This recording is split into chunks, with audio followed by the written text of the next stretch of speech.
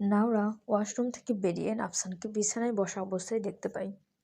নাফসানকে হাসতে দেখে ভ্রু কুঁচকে জিজ্ঞেস করে, সাত সকালে এভাবে পাগলের মতো হাসছেন কেন? নাওরার কথায় নাফসান সেদিকে তাকিয়ে বলে, রাতে ঘুম ভালো হয়েছে তোমার? হুম, ভালো হয়েছে। হবেই না কেন? সারা রাত জাপটে ধরে ঘুমিয়েছ আরাম করে। নাওরা লজ্জায় আমতা আমতা করে বলে, মিথ্যা মিথ্যা কথা বলেন কেন? আমি আপনাকে ধরিনি একদমই। শুধু ধরুনি তো, একেবারে জাপটে ধরে জড়িয়ে ধরে ঘুমিয়েছে শুধু। আপনি কিন্তু এখন অতিরিক্ত করছেন। তুমি করবে আর আমি বললেই দোষ? আমি চলে যাব এখনই। আচ্ছা আর বলবো না। এদিকে আসো। আসবো না। আরে আসো তো আগে। কিছুই করবে না। করবো না তো। আপনাকে ভয় পায় নাকি? আচ্ছা ভয় যখন পাও না, কাছে আসো তবে। নাওর একটু ভয়ে ভয়ে কিছুটা এগিয়ে যেতেই নাফসান এক টানে তাকে বিছানায় বসিয়ে দেয়। আবার টানাটানি শুরু করছেন। চুপচাপ বসো, জরুরি কথা আছে। নাফসান হাত ছাড়তেই নাওরা দূরত্ব রেখে বসে বলে, বলুন, শুনছি। কালকের আলোচনার সামারি বলো।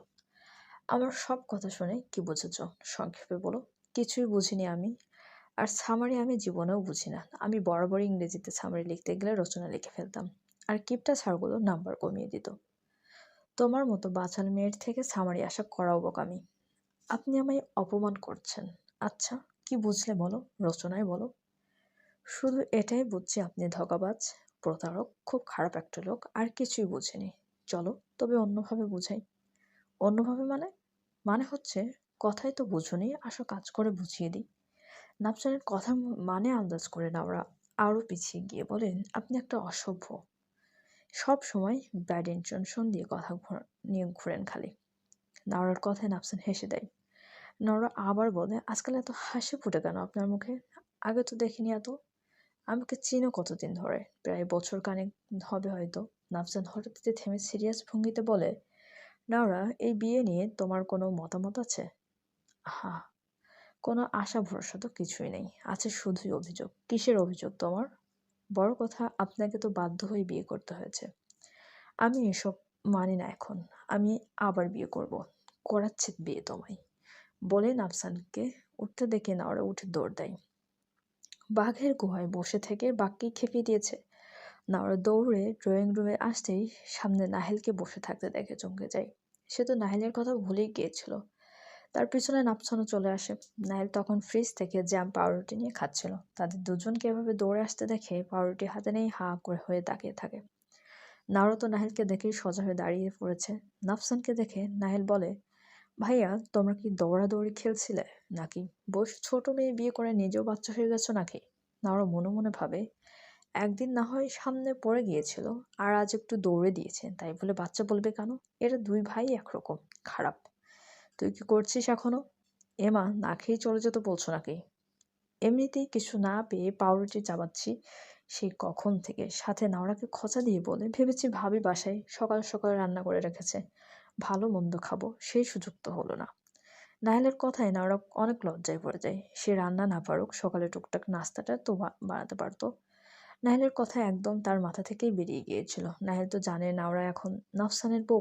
নাওরা মাথা নিচু করে বলে, দুঃখিত ভাইয়া, আমি একদম ভুলে গিয়েছিলাম। নাহিল সাথে সাথে দাঁড়িয়ে উঠে বলে, আরে লজ্জা পাচ্ছেন নাকি? আমি মজা বল করলাম। তাছাড়া সকালে কিছুই খাই না আমি। আমার কথায় কিছু মনে করবেন না ভাবি। নাওরা মাথা না তুলেই বলেন, আমাকে আপনি করে বলবেন না প্লিজ। আপনি তো আমার বড়। সম্পর্ক তো আপনিই বড়। আমার বড় ভাবি। নাফসান তাদের কথার মাঝে বলে, তোদের কথা শেষ হয়েছে, এবার আমি কিছু কথা বলি। কিছু কেন? সবই বলো ভাইয়া, সবটাই তো শুনতে চাই। নড়া, বসো, নাস্তা করে নাও, পরে নাহিলের সাথে ভার্সিটি চলে যেও। ভাইয়া তুমি কখন যাবে? আমি আরো পড়ে যাব।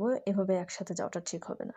তারা বুঝতে পারে যেহেতু এখনো বিয়ের কোনো প্রচার হয়নি, তো এখনই এভাবে তাদের একসাথে দেখলে উল্টাপাল্টা কথা ছড়াবে। এমনিতেই সেই লামিয়া ইতোমধ্যে কথা বলা শুরু করে দিয়েছে। তবে নাহেলের সাথে যাওয়ার কথা বলাই নাওরা বলে, আমি একাই যেতে পারবো তো। এত কথা বলো কেন তুমি? এমনিতেও তো তোমার শরীর এখনো ভালো নাই। নেহাত বাসায় যেতে হবে বলে ভার্সিটিতে যেতে বলেছে, নয়তো বাসা থেকে বের হতে না করে দিতাম। আপনি বললে আমি শুনবো নাকি? শুনবো না আপনার কথা। বেশি শাসন করেন শুধু। নাহেল এক পাশে দাঁড়িয়ে দেখতে থাকে কিভাবে নাওরা নাফসানের প্রতিটি কথার উত্তর দিচ্ছে, আর নাফসানও না রেগে উল্টো বোঝানোর চেষ্টা করছে। নাহিলের এই ভেবে হাসি পায়, কিভাবে তার শান্তশিষ্ট ভাই বউয়ের সামনে নাজেহাল হচ্ছে। নাওরা ভার্সিটির ভেতরে ঢুকতে নাহিলকে বিদায় জানিয়ে নিজ ডিপার্টমেন্টের দিকে যেতে থাকে। তখনই মামির ফোন আসে। হ্যাঁ মামি বলো, কোথায় তুই এখন? মামি আমি ভার্সিটি যাচ্ছি এখন। রূপা আছে তোর সাথে? রূপা? রূপার সাথে থাকবে কেন? ও মা, রূপার বাসায় তো ছিলে, রূপা তো তোর সাথে ভার্সিটি যাচ্ছে না। নাওরা বুঝে নাফসান বোধহয়, তবে রূপাকে বলে দিয়েছিল তাদের বাসায় থাকার কথা বলতে। তাই সে বলে, ও হ্যাঁ মামি, রূপাও তো সাথেই আছে। আচ্ছা বাসায় চলে আসিস, বড় অপার আজকে চলে যাচ্ছে। ঠিক আছে। নাওরা ক্লাসে যেতেই রূপা রিচি তাকে ঘিরে ধরে। রিচি বলে, তুই ঠিক আছিস নাওরা? হ্যাঁ রে, আসলে একটু খাবারের অনিয়মের জন্য শরীর দুর্বল হয়ে গিয়েছিল, তাই আর কি। আমাদের তো ভয় পাইয়ে দিয়েছিলে, ভাগ্যিস নাফসান স্যার ছিলেন। হ্যাঁ হে হে। এবার রূপা রেগে বলে, হাসবি না, খারাপ। আমাদের আগেই বলিসনি কেন এসব? আমরা সবাইকে জানিয়ে দিতাম বলে তোর মনে হয়? আরে তেমন কিছু না রে, আসলে বিয়ের ব্যাপারটা জানলে তোরা বিশ্বাস করতে না। কি এমন বিষয় যে বিশ্বাস হবে না আমাদের? নর তাদের নিয়ে একটা ফাঁকা জায়গায় গিয়ে সব বলে, তবে গত রাতের কথা আগেই বলে না। সব শুনে রূপা বলে, কি বলছিস এসব? পুরাই সিনেমার কাহিনীর মতো। দেখলি, তোরাই বলছিস সিনেমার কাহিনী। আমি আগে বললে তোদেরও বিশ্বাস হতো না। তা ঠিক, সম্পূর্ণ অবিশ্বাস্য ব্যাপার। তবে যতই কট খেয়ে বিয়ে বল না কেন, স্যারের গতকালকে ব্যবহার দেখে একবারও মনে হয়নি স্যারের এটা অনিচ্ছার বিয়ে। নর মনে মনে বলে, ইচ্ছাকৃত ছিল তো সব। খারাপ লোক একটা, পুরো অভিনেতা। নাফসানের ক্লাসে আজ নাওরা আগের মতোই ব্যবহার করছিল, আগের মতোই মনোযোগ না দেওয়া, কথা বলা, এসবই। নাফসান সবার আড়ালে শুধু দীর্ঘশ্বাস ফেলে। এই মেয়ে আসলেই তাকে শান্তিতে থাকতে দেবে না। এই যে আজ যা পড়ালো, আবার হয় ফোন দিবে, নয়তো পিছু পিছু ঘুরে বলবে বুঝিয়ে দিতে। নাফসানের জন্য এসবই অভ্যস্ত হয়ে গেছে। ব্রেক টাইমে নাওরারা 3 বান্ধবী মিলে ক্যান্টিনে গিয়ে বসে। তারা খাবার খাওয়া শুরু করলে তখনই সিয়াম আর নাহিল সেখানে আসে। আরে নাওরা যে, কি ব্যাপার? গতদিন তোমায় দেখলাম না, তোমার জন্য তো অপেক্ষা করছিলাম। নাওরা নাহিলের দিকে এক পলক তাকিয়ে সিয়ামকে সোজাসাপটা মিথ্যা কথা বলে, আসলে গতকাল রূপার বাসায় গিয়েছিলাম। নাওরার কথায় নাহিল সহ রূপা হারিচে হেসে ফেলে। সিয়াম ব্যাপারটা না বুঝে বলে, কি হলো, তোমরা সবাই হাসলে কেন? কিছু না দোস্ত, এমনি। যা তো কিছু কিনে আন, একসাথে বসে খাওয়া দাওয়া করি তবে। সিয়ামকে ঠেলে পাঠিয়ে দিয়ে নাহিল রূপা রিচির দিকে তাকিয়ে বলে, তোমরাও জানো তবে? জি, আপনার ভাই গতকালই বলেছে আমাদের। বাহ! আমি যে নাফসানের ছোট ভাই এটাও জানো তবে? জি ভাইয়া। দেখলে কাহিনী, ভাই হয়ে আমি গতকাল জানলাম, অবশ্য বাসায় না গেলে তাও জানতে পারতাম না বোধহয়। নরল লজ্জা পেয়ে চুপচাপ বসেছিল। নাহিল বেশ হাসি খুশি একটা ছেলে, তাই সহজেই রূপা আর রিচির সাথে মিশে গেল। বেশ মজা করে আড্ডা দেয় তারা। শ্যাম এসে নাওরার সামনে চেয়ারে বসে। নাওরা, আজও তাহলে একসাথে যাওয়া যাবে? আজ বাসায় যাবে তো? তুই নাওরার সাথে যাবি কেন? আরে আমাদের তো একই এলাকায় বাসা, একসাথেই তো যাওয়া যায়।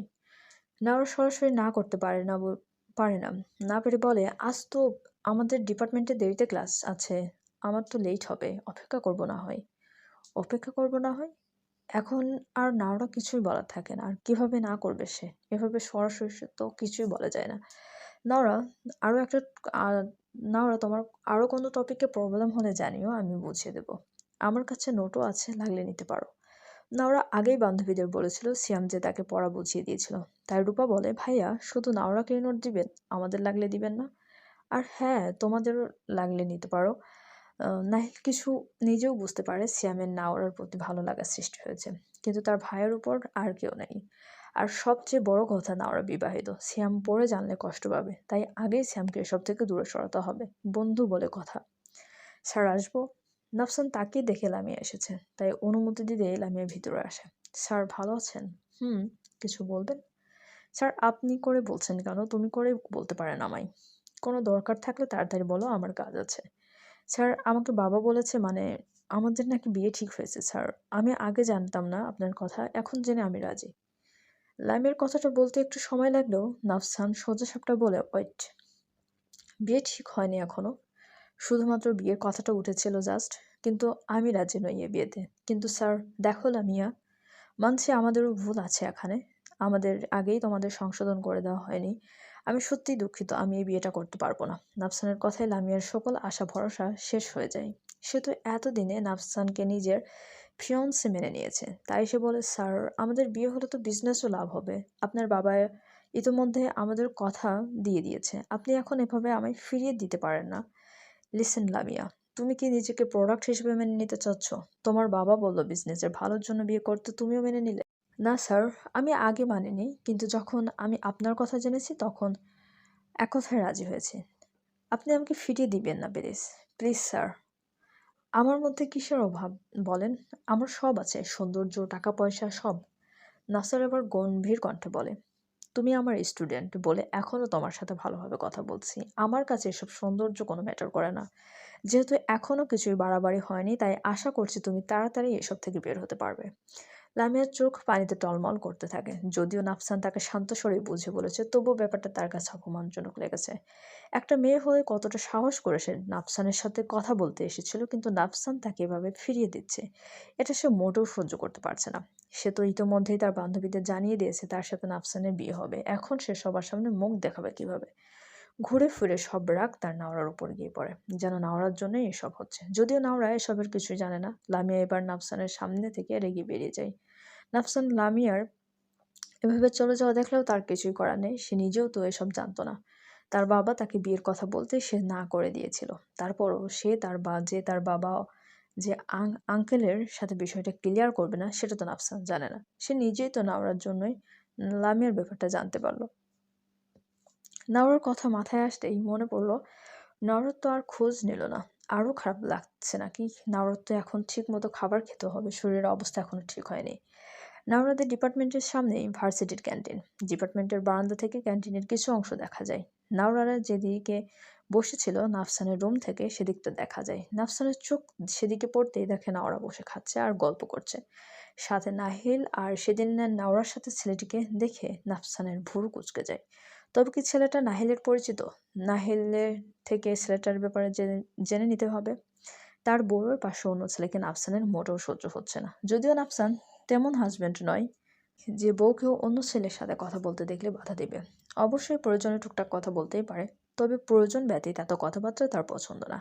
তার উপর নাওরা যে পরিমাণ ঘাওড়া, সে কারোর সাথে কথা বলতে না করলে নাওরা সেটাই বেশি বেশি করে করবে। তাই সবার আগে বউকে হাতের মুঠোয় আনতে হবে। তার বউ ঠিক থাকলে অন্য কোনো দিক নজর দেওয়ার কোনো প্রয়োজন নেই তার। নাফসান বসে থেকেই নাওরার দিকে তাকিয়ে থাকে। আনমনেই তার মুখে হাসি ফুটে ওঠে। নাওরা বাহিরে অন্যদের সামনে যেমনই থাকুক না কেন, তার সামনে বেশি দুষ্টুমি করে। এখন শুধু বাকি পরিবারগতভাবে নাওরাকে নিজের বাড়িতে নিয়ে যাওয়া। অবশ্য তারা না মানলেও সমস্যা নেই, তার বউ সে নিজের কাছে আনবে। অন্য কেউ বাধা দিলেও লাভ নেই আর। সিয়াম বসে এক দৃষ্টিতে নাওরার দিকে তাকিয়ে থাকে। হঠাৎ করে নাওরার উপর তার এত ভালো লাগা কাজ করলো কেন? এর আগে তো কখনো এমন হয়নি তার সাথে। মনে হচ্ছে নাওরাকে নিজের করে নিতেই হবে। তাই তো ইতিমধ্যে পরিবারকে জানিয়ে দিয়েছে নাওরার কথা। যেভাবেই হোক নাওরাকে তার চাই। নাওরা তার শুধু তারই হবে। যে কোনোভাবে নাওরার পরিবার মানিয়ে নাওরাকে নিজের বউ করে ঘরে তুলে নেবে। তবেই না সিয়ামের একটা স্বপ্ন পূরণ হবে। পূরণ হবে তার স্বপ্নে দেখা সিয়াম নাওরার সুখের সংসার।